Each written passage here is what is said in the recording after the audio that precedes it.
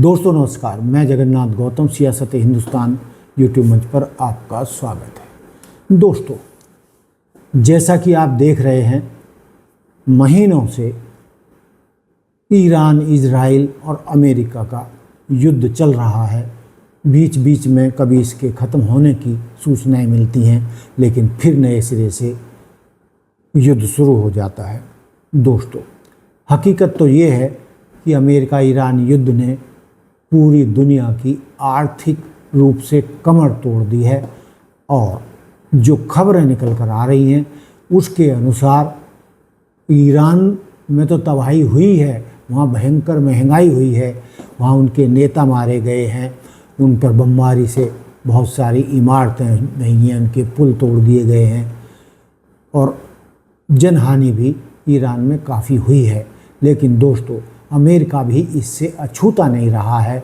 वहाँ पर भी अमेरिकी सैनिकों की लाशें गई हैं, जिससे अमेरिका में ट्रंप के खिलाफ भारी गुस्सा है।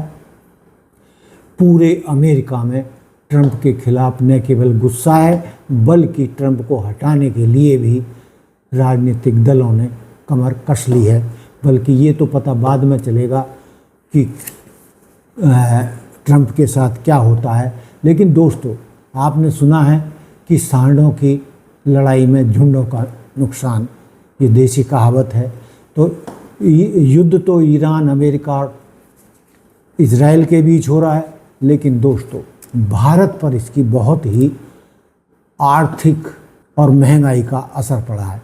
भारत को भारी महंगाई, तेल, पेट्रोल, डीजल, गैस के दाम बेतहाशा बढ़े हैं। शेयर मार्केट की तो कमर ही टूट गई है, निवेशकों के लाखों करोड़ डूब गए हैं और भारत की इकनॉमी तबाह हो गई है। मोटे तौर पर युद्ध के चलते भारतीय रुपया डॉलर के मुकाबले भारत के इतिहास में सबसे ज़्यादा कमज़ोर स्थिति में पहुंच गया है, यानी 100 के आसपास डॉलर की कीमत हो गई है, जिसके चलते भारत की जो आर्थिक स्थिति थी विदेश पूरी दुनिया में, वो चौथे नंबर पर जीडीपी के लिहाज से पहुंच गया था। लेकिन इस युद्ध के चलते दोस्तों भारत चौथे से छठे नंबर पर गिरकर पहुंच गया है। तो भारत को बहुत ज़बरदस्त हानि इस युद्ध से हुई है। पहले तो टैरिफ की मार थी। डोनाल्ड ट्रंप ने टैरिफ की मार से भारतीय इकॉनमी को हलाल कर रखा था और महंगाई को बढ़ावा दिया था। लेकिन दोस्तों, ईरान, इराक और इजराइल का जो ये युद्ध शुरू हुआ है, तब से पूरा विश्व इससे तबाह हो रहा है। सब जगह महंगाई की मार पड़ रही है। दोस्तों, जो जंग होती है, युद्ध होता है, इसका मतलब ही तबाही होता है। युद्ध जब भी यह लफ्ज़ जुबान पर आता है तो जहन में सिर्फ तबाही का मंजर उभरता है। अमेरिका और ईरान के बीच का तनाव दशकों पुराना है, लेकिन सवाल यह है कि इस नफ़रत की आग से किसी का घर रोशन हुआ क्या, या सिर्फ इंसानी लाशों के ढेर मिले। दोस्तों, आप सोच रहे होंगे, या ज़्यादातर लोग सोचते हैं, या आम आदमी सोचता है कि इस युद्ध में सिर्फ नुकसान होता है। जी नहीं, यह दुनिया बारूद के ढेर पर बैठी है तो तिजोरियां कहीं और भर रही होती हैं। वो हैं हथियार बेचने वाली कंपनियां। दुनिया के सबसे बड़े डिफेंस कॉन्ट्रैक्टर्स के लिए ये तनाव और युद्ध, जंग एक बिजनेस है। जितना बड़ा तनाव उतना बड़ा मुनाफा। दोस्तों, कई बार तो ये भी सामने आया है कि अमेरिका या बड़े यूरोप के कई देश अपने सैनिक साजो सामान की बिक्री के लिए, तोपों की बिक्री के लिए, लड़ाकू हवाई जहाज़ बेचने के लिए पूरी दुनिया में कहीं ना कहीं युद्ध करवाते रहते हैं।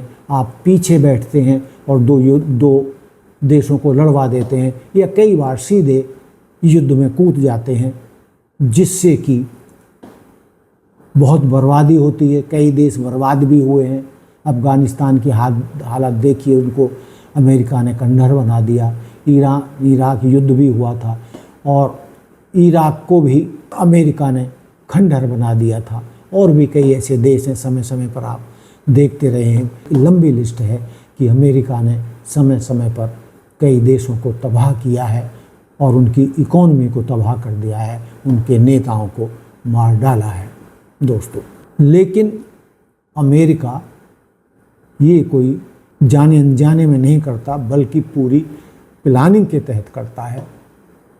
उसे पूरी दुनिया का थानेदार बनना है, पूरी दुनिया में सबसे अमीर बनना है, मजबूत देश बनना है।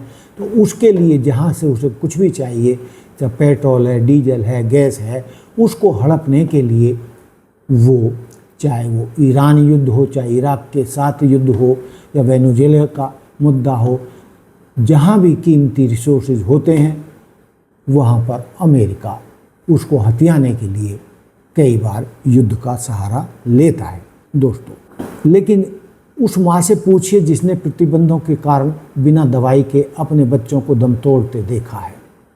उस अमेरिकी परिवार से पूछिए जिसका जवान बेटा किसी रेगिस्तान में तेल की राजनीति के लिए कुर्बान हो गया। ईरान की जनता को मिली कमर तोड़ महंगाई और पाबंदियां, और अमेरिकी जनता को मिला अपने ही टैक्स के पैसों की बर्बादी का तमाशा। दोस्तों, यमन या सीरिया के मलबे की तस्वीरें आप देखें।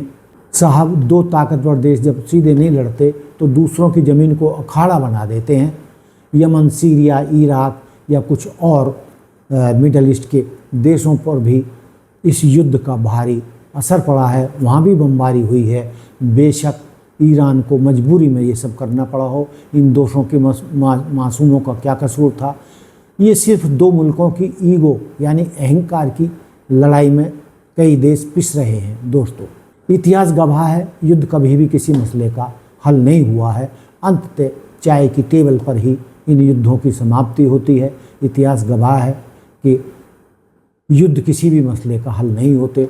नफरत के इस बाज़ार में चंद सियासतदानों और हथियार निर्माताओं के सिवा किसी को कुछ नहीं मिला तो सिर्फ नरसंहार, बर्बादी, हजारों लोगों को मौत मिली और कभी न भरने वाले जख्म। दोस्तों, आप देख रहे हैं, पढ़े लिखे साथी हैं आप, कहीं भी नज़र घुमा के देख लीजिए, गरीब देशों को या एशिया मिडल ईस्ट के देशों को जब भी युद्ध का सामना करना पड़ा है, उनके हिस्से में बर्बादी आई है। और मुद्दे की बात तो ये है कि ज़्यादातर जगह अमेरिका को भी मुंह की खानी पड़ी है, चाहे वो अफ़गानिस्तान हो, चाहे वियतनाम हो, और भी कई ऐसी जगह हैं जहां अमेरिका को मार खाकर ही लौटना पड़ा। अमेरिका से, अफ़गानिस्तान से अमेरिका कैसे भागा था, कैसे उनके सैनिक भाग रहे थे, हवाई अड्डे का क्या सीन था।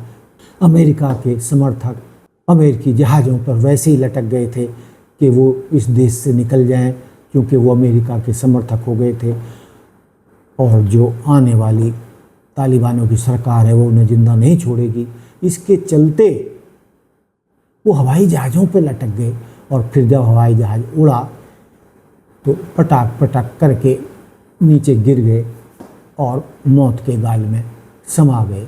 और दोस्तों, आज आप देख रहे हैं कि अमेरिकी जब से अफ़गानिस्तान से गए हैं, अफ़गानिस्तान में बर्बादी है, वो सही तरीके से अपने पैरों पर खड़े नहीं हो पा रहे हैं। और आर्थिक स्थिति देखें तो अफ़गानिस्तान की स्थिति बहुत कमज़ोर है। तो दोस्तों, मेरा कहने का मतलब ये है कि जितना भी युद्ध से दूर रहा जाए उससे दूर रहना चाहिए। हालांकि कई बार मजबूरी भी हो जाती है, लेकिन जिस तरीके से डोनाल्ड ट्रंप ने राष्ट्रसंघ को बर्बाद किया है, या राष्ट्रसंघ के जितने भी संस्थान थे, संगठन थे, उनको बर्बाद किया है और अपने पैरों तले रौंदा है, लेकिन खुशी तो डोनाल्ड ट्रंप के हिस्से में भी नहीं आई। बर्बादी तो उसने अमेरिका की भी की है। शायद अमेरिका का सबसे पहला ऐसा राष्ट्रपति है जिसको अमेरिकन सबसे ज़्यादा नफ़रत कर रहे हैं और उसको राष्ट्रपति के पद पर देखना नहीं चाहते। और दोस्तों, माना ये भी जा रहा है कि हो सकता है जब नवंबर में मध्यावधि चुनाव हों तो ट्रंप को कुर्सी छोड़कर जाना पड़े। तो दोस्तों ये मुद्दा था कि युद्ध से किसको फ़ायदा होता है। जैसा हमने बताया कि युद्ध से तो ज़्यादातर तो बर्बादी लाती है, लेकिन हथियार कंपनियों और हथियारों के सौदागर इन युद्धों को बढ़ावा देते हैं। और ये अब से नहीं तो बरसों से ऐसा होता आया है। लेकिन हम उम्मीद करते हैं कि जितनी जल्दी ईरान अमेरिका की आपस में सुलह हो जाए, कुछ खबरें आ भी रही हैं कि अमेरिका और ईरान के बीच सुलह होने वाली है और उनमें समझौता अंतिम चरण में है, जिसमें ईरान को 25 लाख करोड़ डॉलर का मुआवजा मिलेगा और जो उनकी संपत्तियों को उन्होंने फ्रीज कर रखा है अमेरिका ने, उनके जो लाखों करोड़ डॉलर ईरान के अमेरिका ने फ्रीज कर रखे हैं, उनको भी रिलीज़ किया जाएगा। लेकिन दोस्तों जब तक समझौता हो ना जाए, चूँकि डोनाल्ड ट्रंप कभी हाँ कभी ना, सुबह कुछ और, दोपहर कुछ और, रात को कुछ और, ट्रुथ पर कुछ और, तो भरोसा तो नहीं है। लेकिन ये युद्ध अनंत काल तक भी नहीं चलने वाला है। उम्मीद की जा रही है कि ये युद्ध समाप्ति की ओर है और ईरान अमेरिका के बीच जल्द ही समझौते की बड़ी खबर आने वाली है। ऐसा सोशल मीडिया पर और प्रिंट मीडिया में भी कई खबरें आई हैं, उसके हम प्रूफ भी आपको दिखाएंगे। तो दोस्तों ये था हमारा आज का मुद्दा कि युद्धों से किसी को फ़ायदा नहीं होता, लेकिन युद्ध करने वाले और सैनिक साजो सामान बनाने वाले देश युद्ध करवाते हैं, जिनसे कि उनके युद्धक विमान और सैनिक साजो सामान बिकते रहें और वो मालामाल होते रहें। तो दोस्तों देखते रहिए सियासत हिंदुस्तान। जय हिंद, जय भारत, जय संविधान। नमस्कार।